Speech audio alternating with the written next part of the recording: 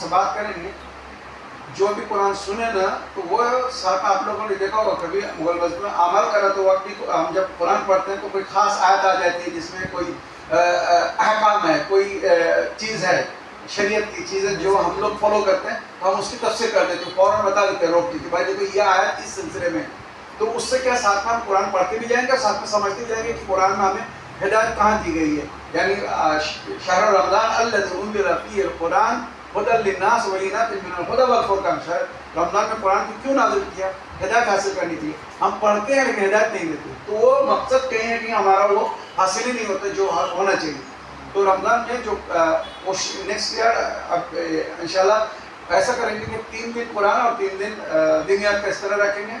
اور قرآن میں بھی یعنی صرف سننا نہیں ہے, آپ لوگ پڑھیں گے یا جو بھی سنے گا یا جو بھی سنائے گا تو ساتھ میں بیچ بیچ میں ان آیتوں کو بتاتا بھی جائے گا کہ یہ آیت اس سلسلے میں ہے. دیکھو جو ہم لوگ شریعت میں عمل کرتے ہیں شیعوں کو, یہ جو قرآن اس آیت میں, تو اس طرح کیا ایک آدمی بندہ اور انٹرسٹ لے کے پڑھتا رہے گا کہ چلو ہم لوگ الحمدللہ رمضان میں جو قرآن پڑھ رہے ہیں تو اس میں میرا دین قرآن میں کہاں ہے سب پتہ چل گیا.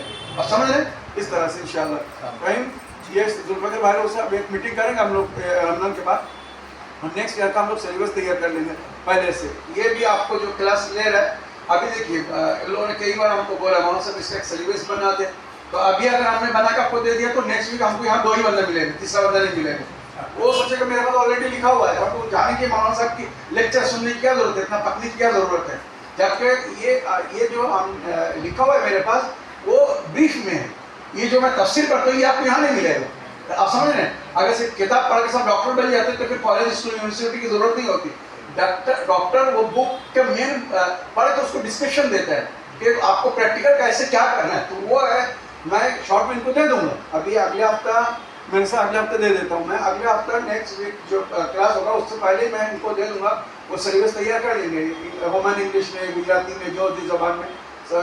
لیکن یاد رکھیے گا یہ وہ آپ کے لیے کافی نہیں ہوگا جب تک وہ جو میں تفسیر بتا رہا ہوں وہ آپ نہیں سمجھیں گے تو وہ نہیں سمجھ میں آئے گا آپ کو. قرآن میں قرآن سے پڑھ کر اگر سمجھ سکتے تھے تو امت مسلمہ میں اختلاف نہیں ہوتا. اسی لیے قرآن کی آپ جانتے ہیں دنیا میں سب سے زیادہ جس بک کی تفسیر کی گئی وہ قرآن. اتنی تفسیر کسی کتاب کی نہیں پوری ورلڈ ریکارڈ میں, دنیا کی کسی کتاب کی اتنی جو ہے وہ الگ الگ طریقے سے ترجمہ, الگ الگ اس کی ڈیفینیشن, اس کے ڈسکرپشن نہیں دیے گئے جسے قرآن کا. کیوں؟ جو جیسا سمجھا اس نے اپنے حساب سے ایسا تفسیر کیا.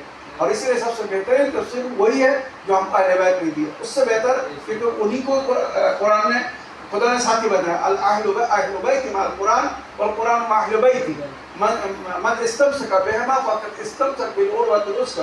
قرآن اہل بیت کے ساتھ ہے, اہل بیت قرآن کے ساتھ ہے. جس نے ان دونوں کو تھاما یعنی قرآن اور اہل بیت کو تھاما جو ہے اس نے اللہ کی اس رسی کو تھاما جسے ہمیں تھامنے کا حکم دیا گیا. استمسک بالعروۃ الوثقی ہدی فی الدنیا ونجا فی الآخرہ. وہی اس دنیا میں ہدایت پایا اور آخرت میں نجات پایا. کون؟ جو قرآن اور اہل بیت دونوں کو تھاما.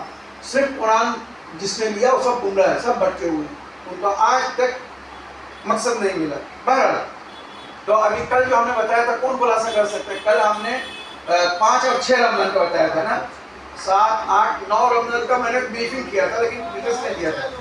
لیکن 5 اور 6 رمضان کا ہم نے خلاصہ بتایا تھا. تو کون بتا سکتا ہے 5 رمضان کا کیا تھا؟ چلے گا آپ بولو. احقاق الحق کتاب ہے 5 رمضان کو نازل نہیں ہوا. یہ احقاق الحق ایک ہمارے بہترین علامہ تھے. احقاق الحق لکھنے والے کیا نام, ان کا نام بتائیے.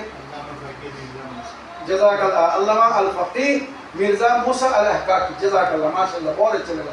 یہ ان کا پورا نام یاد ہے. اور یاد ہے کہ اسی کتاب کو لکھنے کی وجہ سے ان کو شہید کر دیا گیا.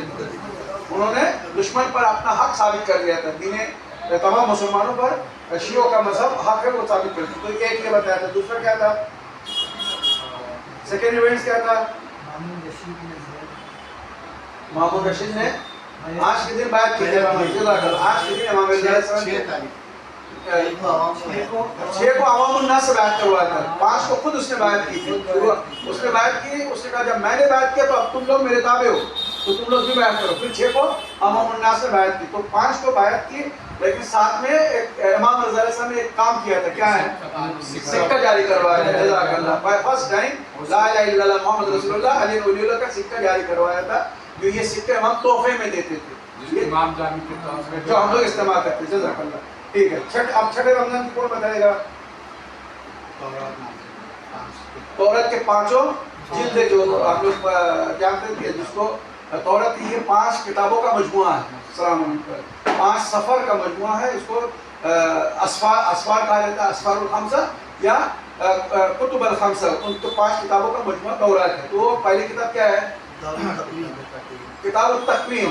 کتاب الخلق یا کتاب التکوین، اس کو دونوں نام بولتے ہیں. خلق یعنی خلقت، اور تکوین مطلب جو بنایا گیا، اللہ نے بنایا. تکوین مطلب بنانا. اللہ نے جو دنیا کو بنایا، یعنی ایک ایک چیز کا اس کا تذکرہ ہے، جتنی چیز اللہ نے بنائی. تو ایک کتاب التکوین ہے. دوسرا کیا کون سی کتاب ہے؟ کتاب الخروج. یہ کیا مطلب کس کا؟ یہ خروج کیوں کہا گیا؟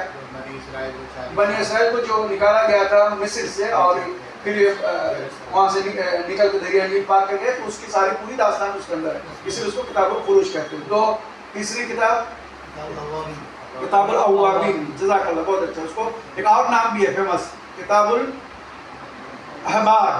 اوابین اور احبار. احبار ان کے دھرم گروہوں کو کہتے ہیں. اوابین وہ بھٹکتے رہے 40 سال تک، توبہ کرتے رہے، تو اللہ نے ان کی توبہ کو قبول کی. پھر ان کو دنیا کی ساری نعمتیں دی. آج دنیا میں یاد رکھیں، یہ بات کل میں نے کوٹ نہیں کیا تھا، دنیا کی سب سے امیر ترین قوم یہودی ہے.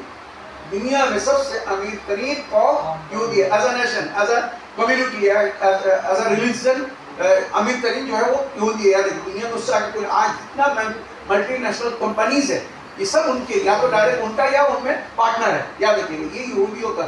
تو یہ سب خدا نے ان کو یہ ساری چیزوں کو دیا، اس طرح سے قرآن میں موجود ہے. جب انہوں نے اپنے غلطیوں سے توبہ کیا، پھر موسیٰ کی بات کو مانے، تو اللہ نے ان کو وہ ساری نعمتیں دی جو آج تک کسی کو نہیں دیا تھا. اور قرآن کا اندر اس کا ذکر ہو فضلناکم علی العالمین، تمام دنیا پر اللہ نے ان کو فضیلت دی. لیکن انہوں نے ناشکری کر کے اپنی مٹی پلید کر لی، وہ الگ داستان ہے. تو کتاب الاوابین یعنی توبہ کر کے جو ان لوگوں نے پھر سے 40 سال تک وہ بھٹکتے رہے، پھر ان کو اللہ نے استغفار دیا اور پھر وہ سب کچھ ملا ان کو. جو اس لیے آپ نے بتایا تھا کہ صحیفہ نماز ایک کتاب ہے، صحیفہ اس کے اندر یہ نماز دی ہوئی ہے، صلاۃ الاوابین. یہ اس کو ایک بار پڑھو، آپ کو پتہ چلے گا کہ اس کے بعد آپ کی زندگی میں کتنی تبدیلی آ گیا. آپ کو اللہ نے جن چیزوں سے محروم رکھا، شاید وہ چیز آپ کو مل جائے. یہ ملے گی، یہ اپنا اس میں ہے، یہ اپنا عالمان بک سینٹر ہے، سب اپنے جتنے بک سینٹر سب میں یہ کتاب موجود ہے. خاشعین کی نماز، اس کو اردو میں نام، فارسی میں خاشعین کی نماز بولتے ہیں، یا صلاۃ الخاشعین عربی میں اس کا نام ہے. اور حسینی صاحب انہوں نے اس کا ترجمہ کیا، اس کا نام دیا صحیفہ نماز. صحیفہ نماز، یاد رکھیں صحیفہ نماز یہ ہر جگہ موجود ہے. اس کے اندر صلاۃ الاوابین دیا ہوا. یہ چوتھی کتاب کون سی تھی؟ ارکام اور عادت. جزاک اللہ، ماشاء اللہ، اچھا یاد ہے. کتاب الارکام اور عادت. اس کے اندر یہ کیا ہے؟ عدد کے اندر جو راز ہے، علم العدد کے اندر جو راز ہے، یہ دیکھیں پوری دنیا کی سیکرٹ اس کے اندر ہے. میں نے آپ کو مثال دے کے سمجھایا تھا کہ ایتھنس میں وہ ایک بچہ زمین پہ حساب کر کے بتا دیا کہ یہ ریٹ کا وہ علم ہے. اور یہ جو انٹرنیٹ سسٹم ہے، یہ پورا سسٹم اسی عدد کے اوپر ہے. یاد یہ جو اس وقت پوری دنیا میں انٹرنیٹ نے ہنگامہ مچا کے رکھا ہے، یہ جو یہ ہے نا جال، یہ جال اسی عدد میں بچھا کے رکھتا ہے. یہ راز مل جائے گا، آپ خود بھی اپنا جال بنا سکتے ہو جو ایران بنا رہا ہے. یاد رکھیے. چلیے 2 3 4 چیز ہو گیا. اور ایک آخری کتاب جزاک اللہ. یہ کتاب کس سلسلے میں ہے؟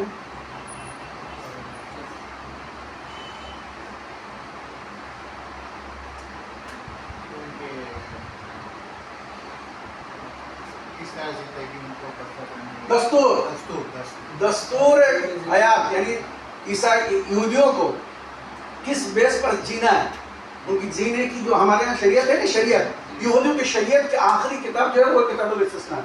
اس کے اندر پوری یہودی دھرم کا rule and system, rule and regulation جس کو ہم بولتے ہیں وہ ہے. اور اسی کے اندر سمجھ لیجیے ہمارے نبی کا بھی تذکرہ ہے اور آخری امت کا بھی تذکرہ ہے. اور ہم نے بتایا جو امام حسین علیہ السلام کی شہادت کی وجہ سے اس امت کو سب سے برتری دی جائے گی، وہ ساری داستانیں اس کے اندر موجود ہے جس کو یہودی چھپاتے ہیں.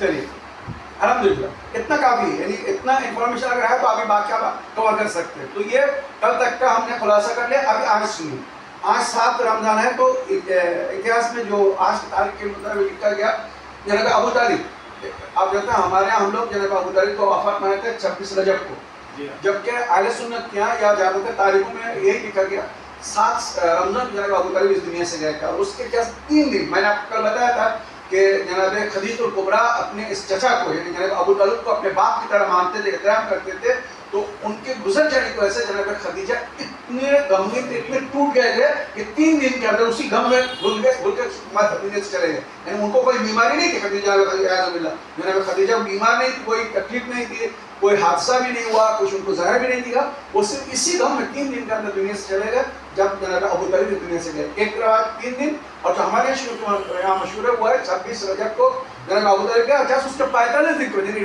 1 سے 1.5 مہینے کے اندر جناب خدیجہ الکبریٰ دنیا سے چلی گئی. یعنی اسی کہتے ہیں اسی غم میں جناب خدیجہ الکبریٰ اسی سال. اسی لیے یہ دونوں کو جانا نبی کے اوپر بہت سخت تھا, لہٰذا نبی بھی کہتے ہیں وہ پورا سال سوگ منایا. جناب ابو طالب چلے گئے اور عام الحزن کا اعلان کیا, اور جناب خدیجہ الکبریٰ, کیونکہ یہی دونوں قوت بازو تھے, ایک جو ہے ڈیفنس پاور تھے اور ایک ویلتھ پاور. آپ جانتے ہیں اکنامک پورے یعنی اسلامی اکنامک پہ سنبھالے ہوئی تھی جناب خدیجہ, اور پروٹیکشن سیکورٹی جو فراہم کیے تھے وہ جناب ابو طالب نے. بھتیجہ آپ کام کیجیے, آپ اپنا کام کیجیے, کوئی رکاوٹ آئی تو ہم دیکھ لیں گے. آج افسوس ہے, شرم آنا چاہیے ان مسلمانوں کو ابو طالب کو کافر بولتے ہوئے کہ جن کے گھر سے اسلام کی ترویج شروع ہوئی, اسلام کی سب سے پہلے دعوت کہاں سے شروع ہوئی. میں اگر پنڈت ہوں, آپ ان کو اتنا سمجھ میں نہیں آنا چاہیے, نہیں آتا کہ آج آپ ہندوستان میں کسی پنڈت کو بولو تمہارے گھر سے اسلام کا پرچار شروع کرنا چاہتے ہو, بھگا دیں گے. کیا ہم آپ کو ہمارا ہی گھر ملا تھا, میں پنڈت ہوں اپنے دھرم کا, مجھے بدنام کرنے کے لیے میرے گھر سے اسلام کا شروع کر دوں. تو اعوذ باللہ, جناب ابو طالب کافر تھے, بتوں کی پوجا کرتے تھے, پھر انہوں نے اپنے ہی گھر سے کیسے اسلام کی ترویج کا یہ دے دی. یہ ان لوگوں کو سمجھ میں بات نہیں آتی, یہ آتا ہے کہ یہ صرف دشمنی ہے اور کچھ نہیں. کہ وہ جن کو مانتے ان کا آبا و اجداد تو سب وہی تھے, تو علی کو اکیلے کو فضیلت کیوں دے کہ ان کے بعد جو ہے وہ مسلمان تھے, اسلام کے خیر خواہ تھے. جہاں ہمارے بزرگان جائیں گے وہاں ان کو بھی بھیجوں گا. یہ اور کچھ نہیں, یہ صرف بدماشی ہے, شیطانی ہے. تو یاد رکھیے گا. تو جناب ابو طالب کی ایک روایت مطلب کہ آج وفات کی وہ 7 رمضان کو وفات کی تاریخ ہے, یہ ان کی تاریخ میں لکھا ہے. دوسرا 8 رمضان المبارک کو جو تاریخ ہے وہ 3 چیزیں ہیں. 8 رمضان المبارک امام رضا علیہ السلام کو جو ولیعہدی دی گئی تھی, اعلان کیا گیا تھا 2 کو, 5 کو اس نے بیعت کی, 6 کو عوام سے بیعت کرایا. اس کے بعد چاہنے والوں نے کہا اس کا کوئی بھروسہ نہیں, کل پھر جائے گا, ہاں یہ کل پھر جائے گا, آپ اسے نکالو. تو پھر آج 8 تاریخ کو اس کو لکھ کے دینا پڑا. 8 تاریخ کو مامون رشید نے لکھ کے دیا کہ میرے بعد ساری ولیعہدی اور ساری ذمہ داری آپ کی. لیکن پھر جب اس کے وکیلوں نے یا بنو عباس کے بدماشوں نے سمجھایا کہ مامون تم نے غلط کیا ہے, تمہارے ہاتھ سے حکومت چلی جائے گی, اہل بیت کے پاس چلی جائے گی, لہٰذا اس نے پھر وہی راستے سے امام کو ہٹا دیا, کیونکہ لکھ کے دے چکا تھا, اب کچھ کر نہیں سکتا تھا, تو امام کو ہی راستے سے ہٹا دیا. جیسے معاویہ نے مولا علی کو ہٹایا تھا, امام حسن کو ہٹایا تھا. یاد رکھیے گا, یہ ابن موجود خود سے نہیں آیا تھا, اس کو معاویہ نے بھیجا, وہ پورے پلاننگ ہے. اسی طرح امام حسن کو زہر اس کی بیوی نے ایسے نہیں دیا تھا, معاویہ نے دلوایا تھا. وہ سارے لالچ دے کر کے یہ پہلے سے ایڈوانس دے رہے ہیں, 2 لاکھ ایڈوانس دیا تھا, اور بعد میں کہا تھا میرے بیٹے یزید سے تمہاری شادی کرا دیں گے. وہ سب آپ سنتے رہتے ہیں مسائل میں, امام حسن کو زہر دے دو, جب یہ چلے جائیں گے تو اس کے بعد حکومت میری ہوگی اور میں یزید سے تمہاری شادی کرا دوں گا. لیکن جب اس نے زہر دے دیا اور پھر اس نے کہا کہ تم نے وعدہ کیا تھا کہ اپنے بیٹے سے میری شادی کراؤ گے تو وعدہ پورا کرو, تو معاویہ نے کیا کہا تھا آپ کو پتہ ہے, 14 بنت اشعث کو, تو نے دنیا کے لالچ میں حسن جیسے امام کو زہر دے دیا کہ میرا بیٹا تو کچھ بھی نہیں, جس کو تو کسی اور کے کہنے پہ کبھی بھی اس کو ختم کر دے گی, تو تیرا کوئی بھروسہ نہیں. تو دشمنوں نے ہمیشہ ایسے ہی ٹھوکر کھایا. عمر سعد نے کیوں امام حسین کا مقابلہ کیا تھا, آپ کو پتہ ہے نا, دنیا کے لالچ میں. تو معاملہ نے کیا کہا تھا, تجھے نہ دنیا ملے گی نہ آخرت, تیری کہانی ختم ہو جائے گی, اور وہی ہوا. تو جی رائے کی حکومت. تو 8 رمضان کو امام رضا علیہ السلام کو لکھی ہوئی سند دی گئی تھی. ایک دوسرے کیا کہ 8 رمضان پہ نبی کریم صلی اللہ علیہ وسلم مدینے سے نکلے تھے فتح مکہ کے لیے, وہ سوری کیا نام ہے, غزوہ بدر کے لیے. غزوہ بدر جو 17 رمضان کو لڑی گئی تھی, 8 رمضان کے لیے 1 ہفتہ پہلے نبی نکلے تھے مدینے سے, کیونکہ یہاں مدینے سے تقریباً 130 کلومیٹر یعنی سیدھے ایسے راستے سے, اور تقریباً 150 کلومیٹر جو اس وقت کا راستہ تھا, تو 150 کلومیٹر. اور اس وقت تو یعنی ہمارے طرح بائک سے تو لوگ چلتے نہیں تھے, فاٹ نہیں جا سکتے فٹافٹ ہی, جیسے لوگ اونٹ سے گھوڑے سے سوار کرتے تھے, پھر سب کو قافلوں کو لے کے جانا پڑتا تھا, تو بہت ٹائم لگتا تھا سب کو سنبھال کے لے کے جانا, کوئی تیز جا رہا ہے کوئی آہستہ جا رہا ہے, تو کہتے ہیں کہ 1 ہفتہ چاہیے تھا وہاں پہنچنے کے لیے. تو نبی آج کے دن بدر کی جنگ کے لیے وہ جو یزید کا باپ کیا نام ہے نہیں یزید کا دادا ابو سفیان وہ سارا سامان لے کے آ رہا تھا. وہ 17 کی تاریخ میں آپ کو بتا دوں گا کہ یہ جنگ نہیں تھی حقیقت میں, یہ ایک طرح سے انتقام تھا. انتقام مطلب یعنی مسلمانوں کا جو لوٹ لیا تھا مکے میں, تو نبی نے دعا کی تھی پروردگار یہ جو تیرے نیک بندے ہمارے ساتھ آئے ہیں ان کا سب کچھ لوٹ لیا ظالموں نے, یعنی کفار نے, قریش نے. اب ان کے پاس جینے کا سہارا نہیں ہے. پروردگار تو ان کو کچھ انتظام کر دے, کم از کم یہ جی لے تاکہ نہ کہ یہ بھی بھٹک جائیں گے, مجبوری حالات میں مجبوری کبھی ان کو نہ بھٹکا دے. تب اللہ کی طرف سے جبرائیل کے ذریعے ان کو خبر دی گئی تھی کہ کیا نام ہے اس کا, ابو سفیان مکے کو قریش کا سارا سامان لے کے واپس جا رہا ہے شام سے تجارت کر کے. یہ تم لوگ کے لیے اچھا موقع ہے, یعنی یاد رکھیے جبرائیل کے ذریعے خبر دی گئی, یہ تم لوگ کے لیے اچھا موقع ہے جا کے وہاں اپنا وہ سب چپٹا کر لو. یہ جنگ نہیں تھی, یاد رکھیے, یہ تم لوگ اپنا تو جو تمہارا نقصان ہوا, تمہارا گھر بار لوٹ لیا, سب کچھ سامان لوٹ لیا, اونٹ لے لیا, جو بھی جینے کا ذریعہ تھا مکے میں سب کچھ لوٹ لیا تھا, آپ کو پتا ہے. تو کہا یہ تمہارے پاس موقع ہے, ان سے لے لو. اب یہ کیا شریعت میں دیکھیے, ان سے لے لو. اب یہ حق لینے کے لیے اب اس میں بتایا گیا یہ تم کو تمہارا حق واپس لینا ہے. شریعت کی کیا حکم تھا, تم کو تمہارا حق واپس لینا ہے. اگر وہ آرام سے دے دے تم سے جنگ مت کرنا, یاد رکھیے یہ اصول تھا. اگر وہ تمہارا حق تمہیں لوٹا دے تو تم سے جنگ مت کرنا, نہ لوٹا دے تو پھر تم اپنے حق کو لینے کے لیے تم لڑ بھی سکتے ہو. یہ شریعت کا حکم ہے. یہ جو امام حسین علیہ السلام کربلا میں گئے تھے, کیوں گئے تھے؟ شریعت بچانا بھی تھا, اور معاویہ سے جو وعدہ ہوا تھا, صلح نامہ لکھا گیا تھا کہ امام حسن نے لکھوایا تھا کہ اگر تمہارے زندگی میں میں گزر گیا تو یہ بات میرے بعد یہ حق میرے بھائی جو حسین کو ہوگا, تم اپنے بعد کسی کو خلیفہ نہیں بنا سکتے ہو, یہ بات تمہارے بعد ختم. اگر تم میرے زندگی میں چلے گئے تو یہ دوبارہ میں بنوں گا, یعنی یہ خلافت مجھے ملے گی, اور اگر میں گزر گیا تو میرے بھائی حسین کی حق ملے گا. لیکن بدبخت نے چالاکی سے وہ کہتے ہیں ایک بھی شرط پر عمل نہیں کیا, اور اپنے بات کے لیے اس کے عزت کے لیے نامزد کر دیا. تب امام حسین علیہ السلام اٹھے کہ بھائی تمہارا لکھا ہوا ثبوت ہے ہمارے پاس, دیکھو تمہارے باپ نے لکھ کے دیا تھا کہ تمہارے باپ کے بعد یہ حق میرے بھائی حسن کا ہوگا, اگر حسن نہ رہا تو میں ہوگا, تو یہ میرا حق مجھے کیوں نہیں دے رہا ہے. یہ دیکھیے, یاد رکھیے, یہ امام حسین اپنے حق کے لیے اٹھے تھے, یعنی دین بچانا تھا, وہ تو دین کو پامال کر رہا تھا, دین کے نام پہ دھوکہ کر رہا تھا, تو سب اپنی جگہ. اس کے علاوہ جو اہل سنت کی طرف سے جو یہ کہا جاتا ہے کہ 2 شہزادوں کا جنگ تھا, یہ ریاست حاصل کرنا چاہیے, ریاست نہیں, یہ لکھا ہوا حق تھا کہ یہ خلافت میرے نانا کے بعد میرے بابا کا تھا, میرے بابا کے بعد ہمارا حق ہے جو دوسروں نے غصب کیا تھا.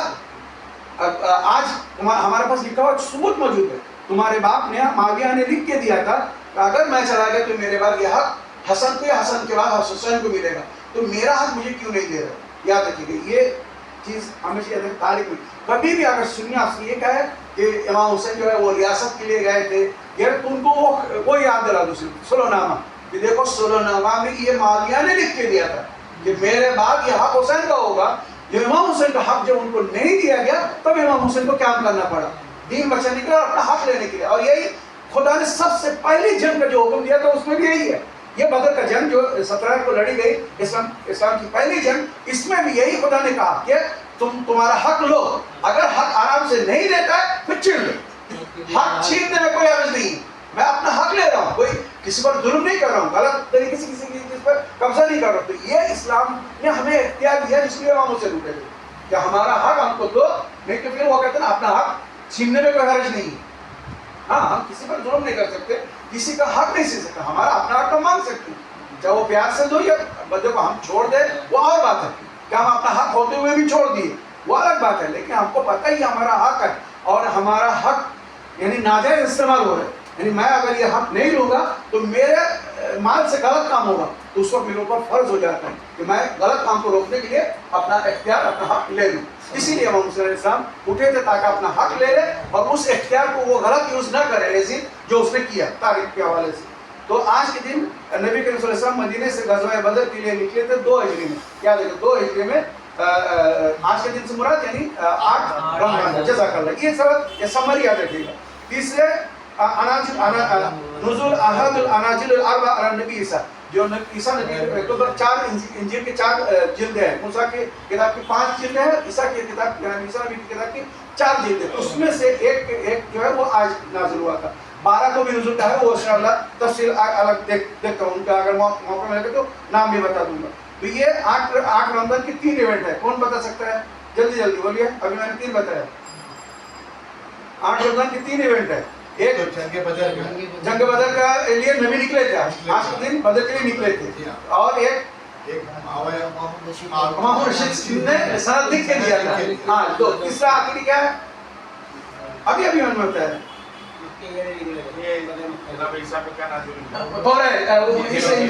آج کے دن انجیل نازل ہوا تھا جناب عیسیٰ کے اوپر. ٹھیک ہے. اس کے بعد 9 رمضان المبارک کی جو اسلامی تاریخ ہے اس میں یہ بتایا جاتا ہے جناب یحییٰ ابن زکریا نبی کی ولادت ہوئی تھی.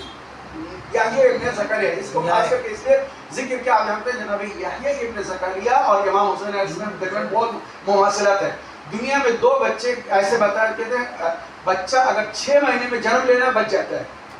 یاد رکھیے گا، بچے کی جو نارمل ولادت ہوتی ہے یا 9ویں مہینے میں یا کبھی کبھی تھوڑا لیٹ ہو جاتا ہے 10ویں مہینے میں جا کے ولادت ہوتی ہے. تو 9ویں مہینے میں 10ویں مہینے میں ولادت ہو تو بچہ بچ جاتا ہے.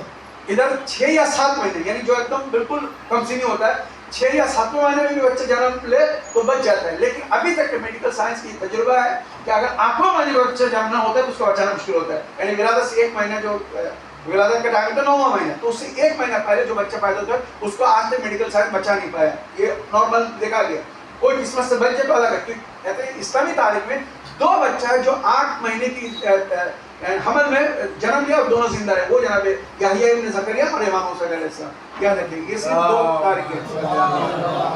8ویں مہینے میں ولادت ہوئی تھی امام حسین علیہ السلام کی، اور 8ویں مہینے میں ولادت ہوئی تھی جناب یحییٰ زکریا کی، ابن زکریا کی. اور وہ بھی ایک مدتوں بعد. آپ کہتے ہیں جناب اسماعیل کے بارے میں جس طرح لکھتا ہے 80 سال کے بعد جناب اسماعیل پیدا ہوئے، اسی طرح سے جناب یحییٰ نبی ان کی بھی اہلیہ جو تھی وہ باش کیا ہے، اللہ بولنا نہیں چاہیے. قرآن میں جو امرات آخرہ جب خدا نے ان کو جناب زکریا دعا مانگتے رب لا تذرنی فردا وانت خیر الوارثین، جن کے اولاد نہیں ہوتے ہم لوگ بولتے ہیں یہ آیت پڑھو بار بار، رب لا تذرنی فردا وانت خیر الوارثین، اللہ مجھے اکیلا مت چھوڑنا تو بہترین وارث دیتا ہے. تو جناب زکریا نے بھی سالوں سال سے یہی دعا کر رہے تھے رب لا تذرنی فردا وانت خیر الوارثین. آخر میں ان کو بشارت دی گئی کہ اب آپ کیا بچہ ہونے والا ہے. اس وقت ان کی بیوی ایک دم ضعیفہ ہو چکی تھی اور وہ بانج بھی تھی. تو انہوں نے کہا پروردگار، وہ خود ان کی بیوی کو جب پتہ چلا تو انہوں نے کہا اس وقت میں حاملہ ہوں گی، یعنی میرے یہاں بچہ ہوگا، جبکہ میں یعنی بانج ہوں اور اتنی ایج ہو گئی. تو انہوں نے کہا اللہ کی قدرت پر شک مت کرو. پھر اللہ نے ان کو یحییٰ ابن زکریا عطا کیا، اور یہ یعنی بہت بڑی خوشی کی بات کو الگ داستان ہے. تو کہتے ہیں یہ جب بچہ پیدا ہوا، یہ دیکھیے جو آج یزید کا دربار ہے نا، یہ ہسٹری بہت کم لوگ معلوم ہے. جو یزید کا دربار ہے یہ آج سے 2500 سال پہلے چرچ تھا. یہ جو یزید کا دربار ہے جس کو جامع نووی کہتے ہیں، یعنی سمجھ لیجیے مکہ اور مدینہ کے بعد سب سے بڑی مسجد، جس میں ایک وقت میں کئی لاکھ لوگ نماز پڑھ سکتے ہیں. جامع نووی جو یزید کا دربار تھا. تو کہتے ہیں یہ چرچ تھا، گرجا تھا.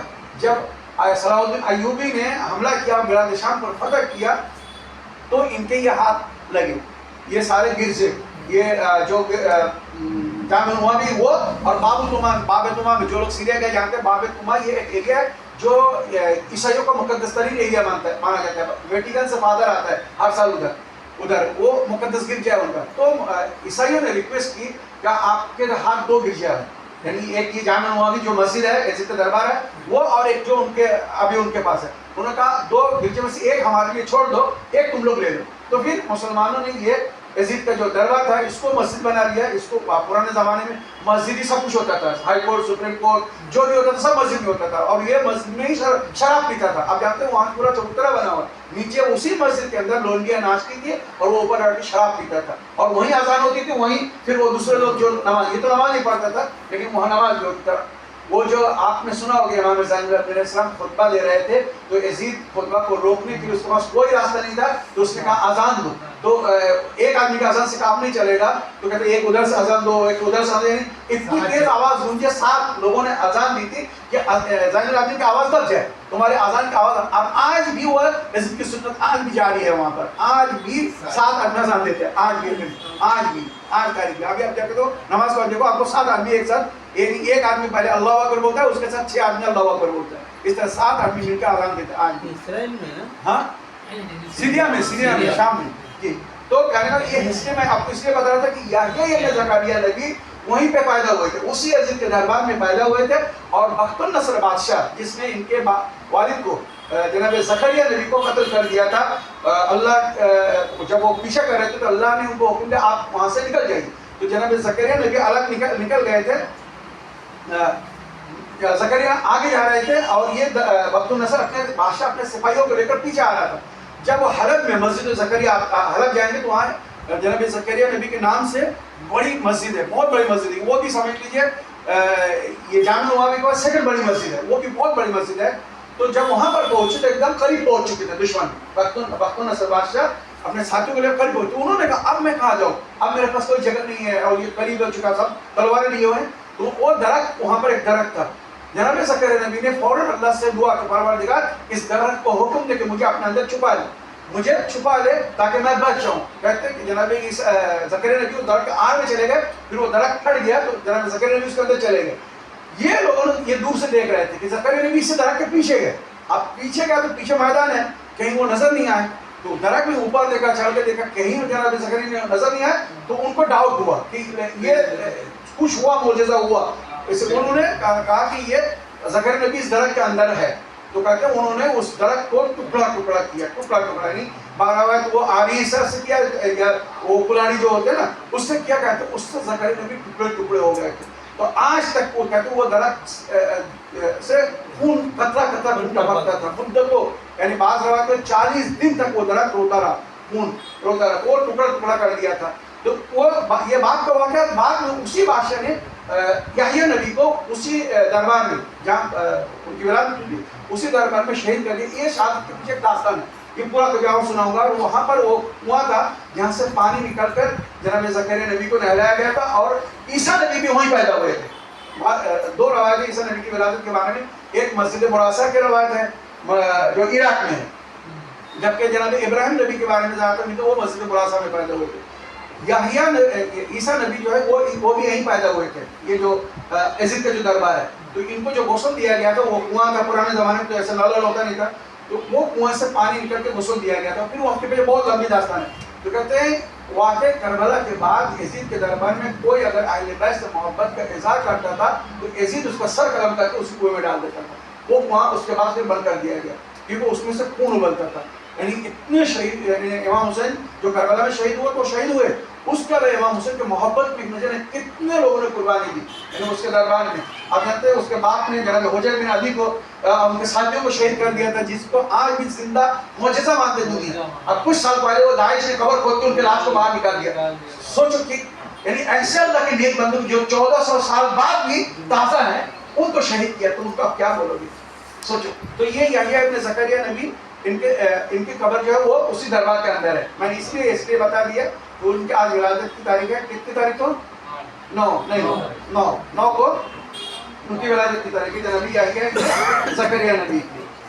اچھا اس کے بعد اپنے پاس کتنا ٹائم ہے؟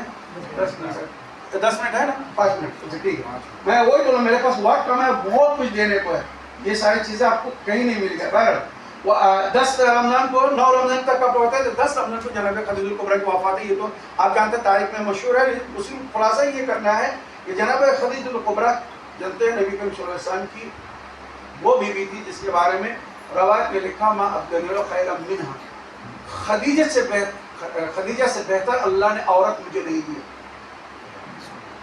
اس وقت خدیجہ نے میری تصدیق کی جب لوگ مجھے جھٹلا رہے تھے، اس وقت خدیجہ نے اپنا مال مجھ پر قربان کیا جب لوگ مجھے بائیکاٹ کر رہے تھے، میرے ساتھ معاملہ نہیں کر رہے تھے، ہر طرح سے سوشل بائیکاٹ کر رہے تھے، اور اللہ نے خدیجہ کے ذریعے مجھے ذریت عطا کی۔ ہر نبی کی نسل چلی جو ہے وہ ان کے بیٹوں کے ذریعے، اور میری نسل چلے گی میری بیٹی کے ذریعے، اور یہ بیٹی کون ہے؟ فاطمہ بنت خدیجہ کے ذریعے۔ اب جانتے تو یہ جناب خدیجہ کی اور اس کی بہت ساری ہسٹری ہے، تاریخ ہے، جو انشاءاللہ کبھی آپ کو اور سنائیں گے۔ خلاصہ یہ ہے کہ اسلام جو آج ہم تک پہنچا یہ 2 محسن کی وجہ سے، ایک جناب ابو طالب محسن اسلام، اور دوسری جناب خدیجہ الکبریٰ۔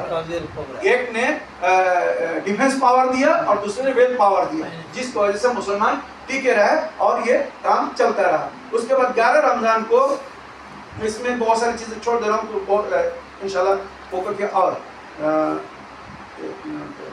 ہاں 10 رمضان کی ایک اور بات اہم بات وہ آپ کو بتانی کہ وہ یہ ہے کہ 10 رمضان کو کوفے والوں نے امام حسین کو خط لکھا تھا. یاد رکھیے یہ بھی بہت کم لوگ. 10 رمضان کو کوفے والوں نے تقریباً بعض روایت 12,000 یا بعض روایت میں 16,000 کتنے 12 یا 16,000 کوفیوں نے خط لکھا امام حسین کو. اس وقت امام حسین مکے میں تھے. خط آیا مکے میں کہ امام حسین سے انہوں نے لکھا اے فرزند رسول آپ کوفہ آ جائیے, ہم یزید کے باپ اور یزید کی حکومت سے تھک چکے ہیں. جس طرح سے مولا علی کی حکومت کو قبول کرتے ہوئے لوگوں نے کیا کہا تھا ہم تینوں کی خلافت سے تھک چکے ہیں, ناانصافی سہتے سہتے تھک چکے ہیں مولا علی اب اس کو آپ قبول کر لیجیے. تو مولا نے پھر قبول کیا تاکہ یہ قیامت میں عزت.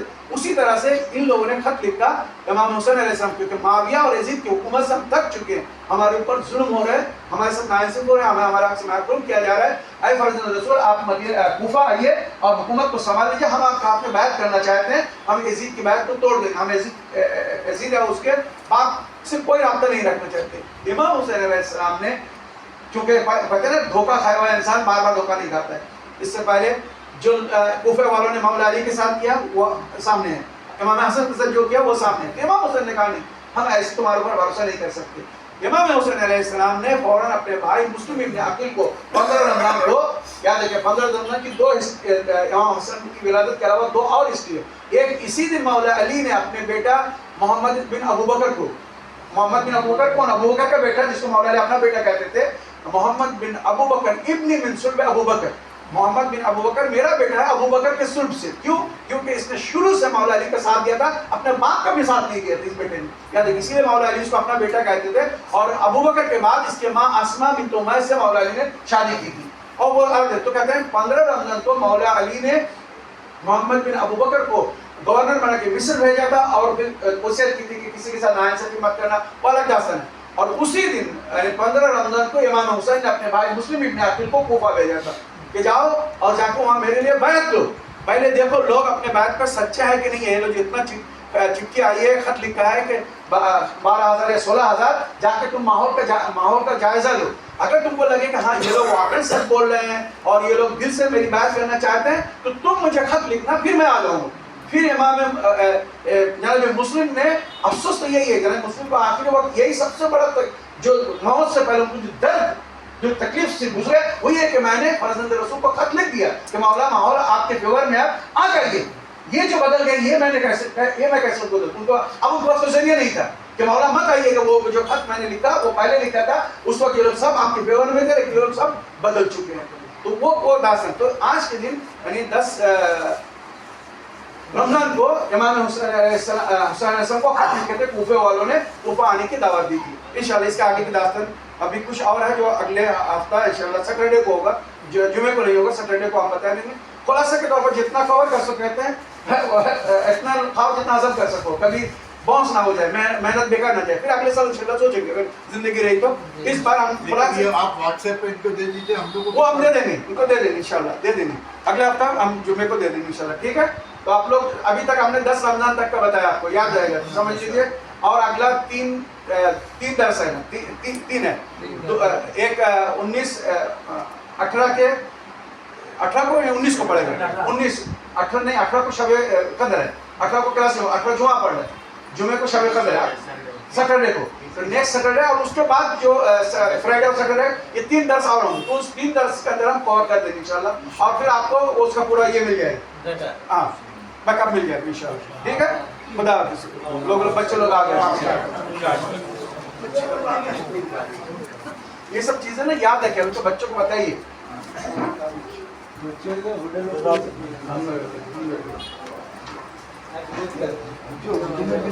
مل جائے گا سب زبان میں, اردو, ہندی, انگلش, جو زبان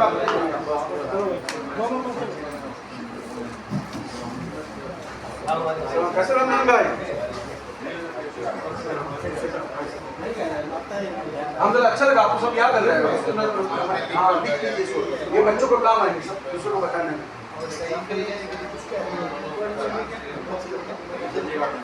صحیح ہے نا, صحیح ہے نا.